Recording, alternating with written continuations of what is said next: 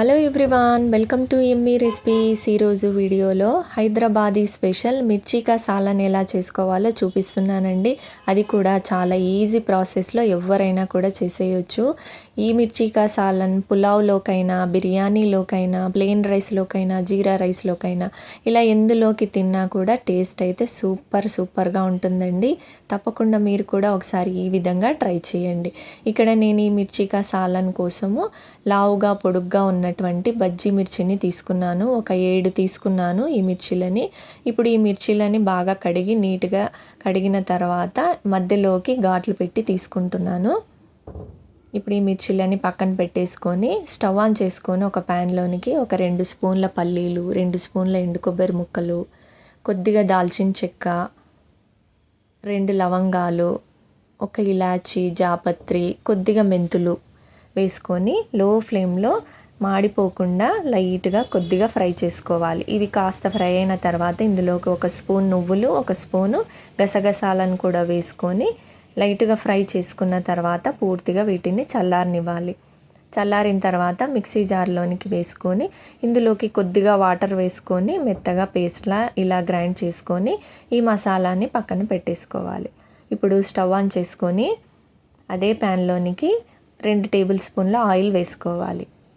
Oil బాగా heat అయిన తర్వాత మిర్చీలని వేసుకోవాలి. మిర్చీలన్నింటినీ వేసుకొని లైట్గా ఫ్రై చేసుకోవాలి. మరి ఎక్కువసేపు ఫ్రై చేసుకోకుండా కలర్ చేంజ్ అయ్యేంత వరకు ఫ్రై చేసుకొని ఒక ప్లేట్లోనికి తీసేసుకోవాలి. ఇప్పుడు ఇదే ప్యాన్లోనికి సన్నగా కట్ చేసిన 2 ఆనియన్స్ కూడా వేసుకొని ఆనియన్స్ బాగా ఫ్రై అయిన తర్వాత ఒక స్పూన్ అల్లం వెల్లుల్లి పేస్ట్ కూడా వేసుకొని ఫ్రై చేసుకోవాలి. ఇప్పుడు ఇందులోనికి ఫ్రెష్గా ఉన్నటువంటి కరివేపాకుని ఒక రెమ్మ వేసేసుకొని ఫ్రై చేసుకోవాలి.